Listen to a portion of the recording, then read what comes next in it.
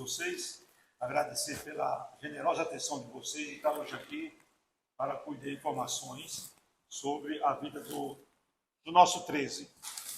E há poucos instantes nós tivemos reunido a minha mesa diretora, como também a diretoria executiva.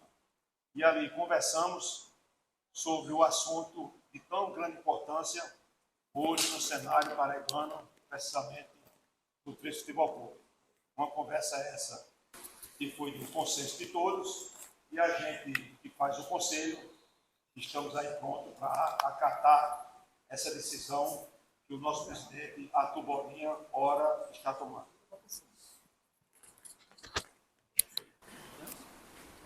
Pode ficar à vontade para fazer as perguntas que acharem. Boa tarde. Na verdade, o que aconteceu foi o seguinte. Eu sempre fui e disse, eu sou muito aberto a críticas. Eu acho que todo mundo erra, intencionalmente ou não, errar faz parte. Futebol impõe a quem está à frente dele desafios enormes. A regra, na verdade, é perder, que você começa uma competição, imagina, por exemplo, a gente está disputando a Série D, são 64 clubes, apenas 4 sobem, então 60 irão perder. Então é a regra, é perder. E, obviamente, um torcedor muitas vezes movido por sua personalidade, critica, pede renúncia, faz uma série de coisas, mas isso até faz parte do futebol.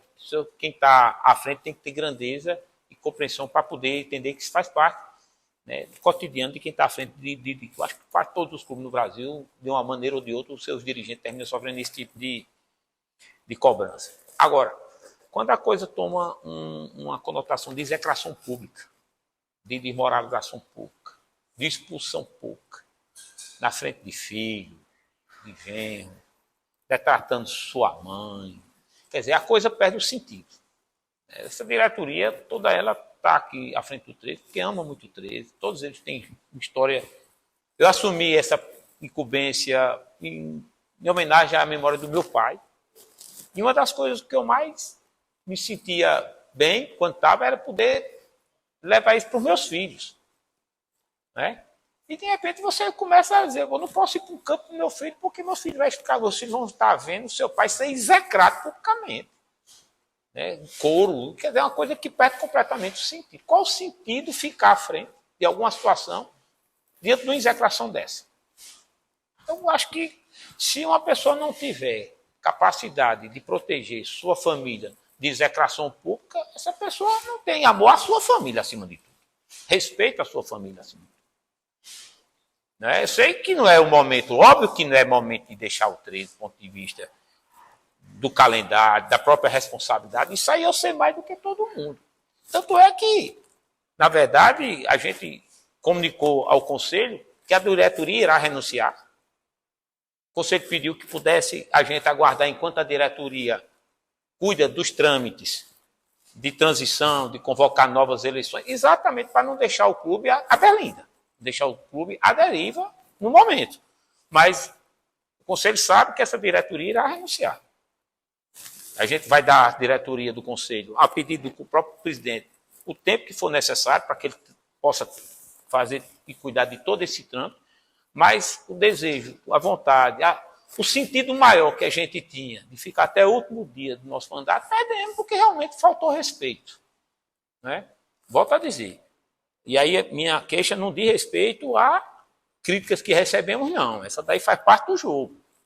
Chamar de incompetente, dizer que você não consegue fazer um time bom, que não sabe contratar, que não conhece de bola, que conhece só de moda e tal. Isso aí faz parte.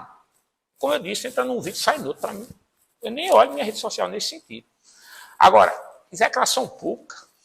Eu confesso a você, eu tenho 55 anos de idade. Eu tenho recordações de... O primeiro jogo que eu vi na minha vida foi aqui. 13 e Santa Cruz do Recife. Eu tinha, na época, acho que 5, 6 anos de idade. 13 até ganhou esse jogo. Primeiro jogo que eu vim. 48 anos frequentando estádio de maneira frequente. Eu nunca me recordo de nunca na história do 13 um presidente ter sido tão achacado publicamente, né, quanto a gente tem sido. Sou assim, naquele amistoso, 13 Sergipe. 13 Sergipe, amistoso. O cara começou a xingar minha mãe. Não era minha mãe, a mãe do presidente, não. Como o caba chama a mãe do juiz, não. Era Maildes. E aí vinha crescendo, viu? Vinha crescendo, tomando corpo, você calado, resiliente. E quando chega sábado, foi a gota d'água. Papai, não tem nada que você está fazendo aqui. É o sentido da minha vida. Esforço enorme, em todos os sentidos. Pessoal, profissional, deixa de trabalhar para estar cuidando, gastando, comprometendo seu crédito para poder fazer frente às despesas cotidianas do clube, que são muito maiores do que a capacidade de ter receita. E só pedrada, só pedrada. Não é que eu queira reconhecimento, não se trata disso, mas pedrada, toda hora, todo instante. De maneira absolutamente assim, desproporcional a tudo que está se vivendo. Como alguém me perguntou aqui no início, inclusive foi a primeira pergunta, o time está na iminência do G4, ganhou. Você veja, como se o 13 tivesse sido campeão da Libertadores ano passado e esse ano tivesse numa zona de rebaixamento. A sensação que dá é como se tivesse algo desse tipo. Completamente desproporcional. Aí está brigando pela classificação. Eu digo a vocês, eu acredito que o 13 se classifica do fundo do meu coração. Eu não estou dizendo da boca para fora. A chave que a gente tem é uma chave extremamente difícil, talvez a mais difícil dentre todas as outras chaves, a mais equilibrada. Quando o 13 ganhou do Horizonte lá em Horizonte, uma pessoa disse, não, o 13 ganhou porque era o pior time. O Horizonte ganhou de 4 do Santa Cruz, que tinha nos derrotado. O Santa Cruz perdeu de 4 e o Horizonte é o pior time. Foi o único time que conseguiu tirar ponto do Santa Cruz de Recife. Você veja o tamanho do equilíbrio dessa chave, né?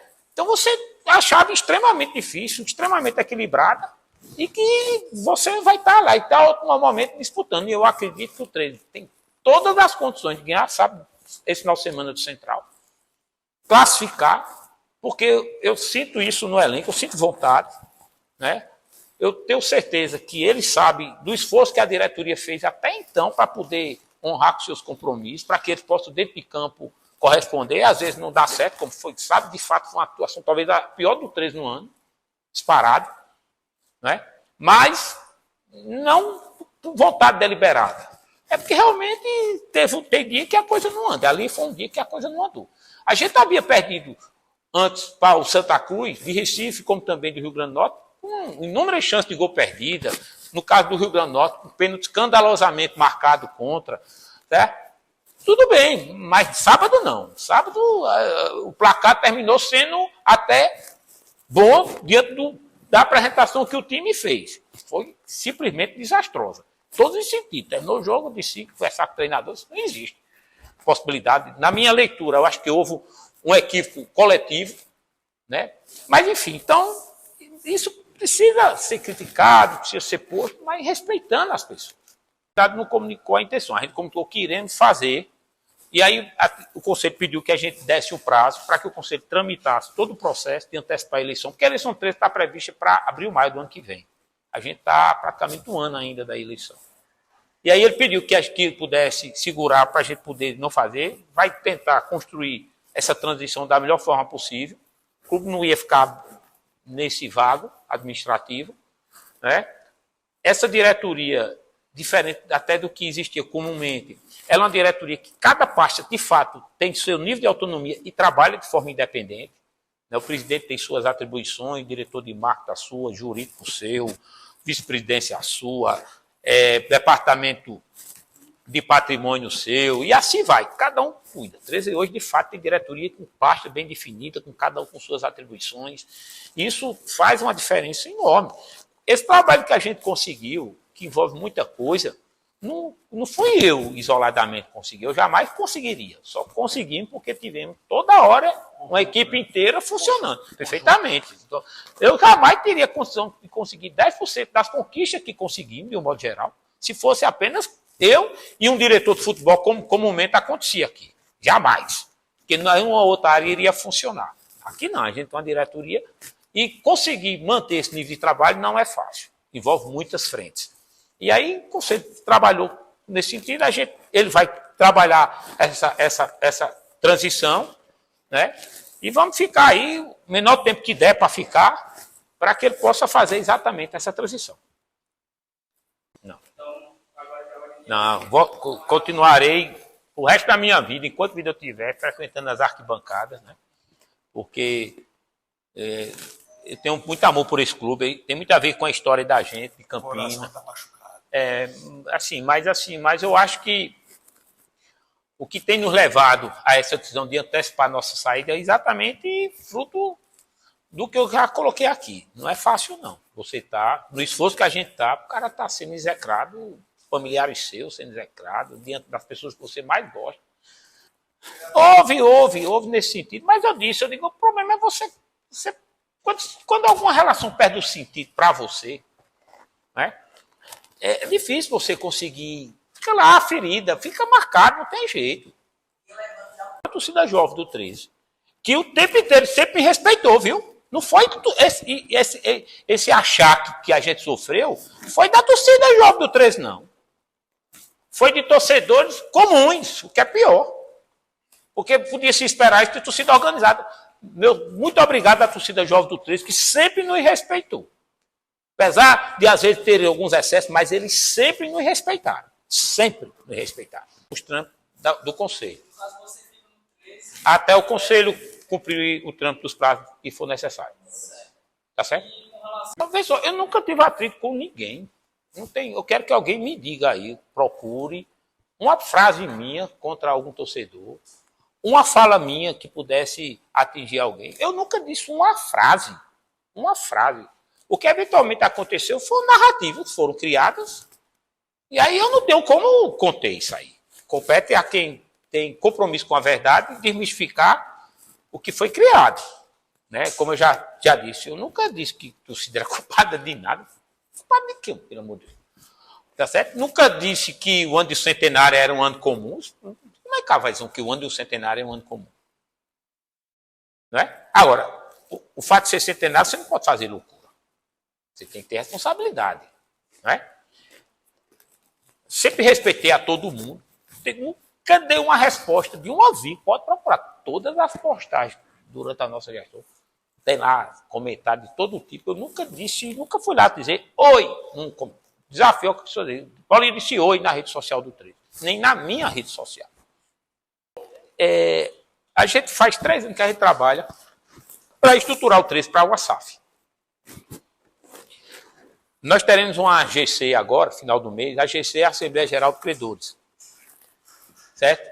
E que o sucesso dessa GC, se a gente tiver sucesso nela, ou seja, se a proposta que a gente vai fazer aos credores do 13 for acatada e a gente conseguir transformar a dívida do 13, ou seja, reduzir a dívida do 13 a um nível que a gente vai propor, eu tenho nem dúvida que até dezembro o 13 é uma SAF.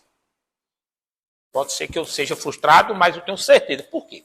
Porque a dívida do 13 hoje, ela é muito grande. Então, o 13 é um clube completamente inviável do ponto de vista de investimento, pelo tamanho de sua dívida hoje.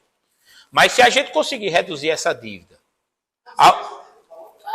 ela tem uma pequena correção, 35, 36 milhões, mais ou menos em torno disso, né? Isso, então, 35, 36 milhões.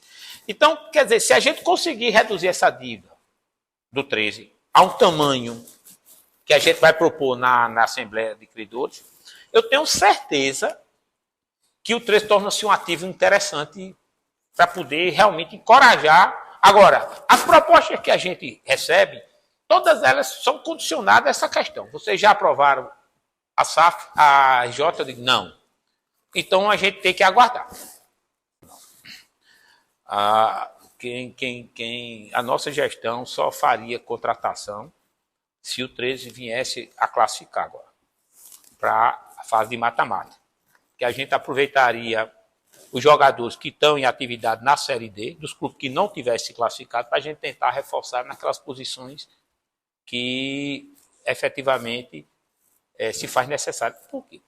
Você hoje não pode contratar nenhum jogador que está em atividade na Série D. Você hoje só teria, em tese, condições de contratar jogadores que estão ou inativos, ou que estão na Série C e tiveram algum problema de rendimento e não estão sendo aproveitados na Série C, que você aumenta o risco de dar certo. Então, não acho prudente, nesse momento, você fazer esse nível de contratação. A gente não tem condição de contratar um jogador titular de um clube da Série C. Então, não tem sentido. Então, a ideia construída é que a gente pudesse classificar, ou possa classificar, e aí na fase seguinte, que vai ter a janela, e aí você vai poder contratar até 3 jogadores, salvo engano, de clube que atuaram na Série D, que é exatamente, eu acho que a quantidade de jogadores que a gente precisava e precisa para poder realmente deixar o elenco, né, do tamanho que imagino que seja necessário para uma fase de mata-mata.